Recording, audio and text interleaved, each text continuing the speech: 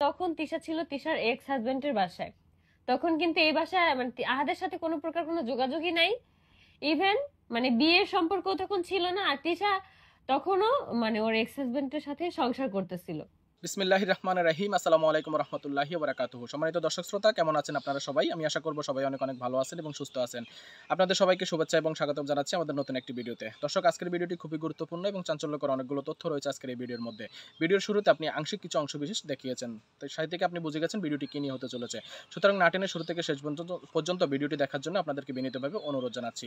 দর্শক, বিস্তারিত ভিডিও দেখানোর আগে আপনাদের নিকট অনুরোধ, আপনি যদি চ্যানেলে নতুন হন দয়া করে চ্যানেলটি সাবস্ক্রাইব করবেন এবং পাশে থাকা বেল আইকনটি বাজিয়ে রাখবেন। তাহলে এরকম লেটেস্ট আপডেট ভিডিওগুলো আপনি সবার আগে পেয়ে যাবেন। আপনি যদি অলরেডি সাবস্ক্রাইব করে ফেলেন, আপনাকে অসংখ্য অসংখ্য ধন্যবাদ জানাই। চলুন বিস্তারিত ভিডিও দেখে নিই, তারপর ভিডিওর শেষে আলাপ আলোচনা করব। সম্পূর্ণ ভিডিওর সঙ্গে থাকার চেষ্টা করুন। 2021 সালে তো তিশার সাথে আহাদের মানে কোনো ধরনের কোনো যোগাযোগ হয়নি। তখন তিশা ছিল তিশার এক্স হাজবেন্ডের বাসায়। তখন কিন্তু এই বাসায় মানে আহাদের সাথে কোনো প্রকার কোনো যোগাযোগই নাই। ইভেন মানে বিয়ের সম্পর্ক তখন ছিল না। আর তিশা তখনও মানে ওর এক্স হাজবেন্ডের সাথে সংসার করতেছিল।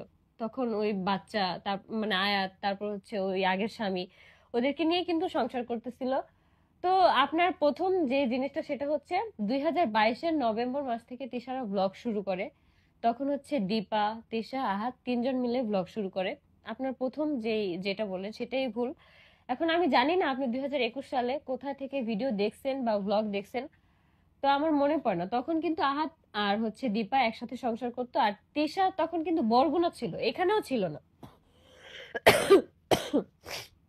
তো আপনার এই পয়েন্টটাই হচ্ছে ভুল। কিন্তু আপনি তিশাকে অনেক পছন্দ করেন, এটা আপনার কমেন্ট দেখলেই বোঝা যায়। আর তারপর হচ্ছে যে মানে আমার ফ্যামিলি থেকে হয়তো তিশাকে কিছু করছে যার কারণে তিশা এত পরিমাণ অসুস্থ।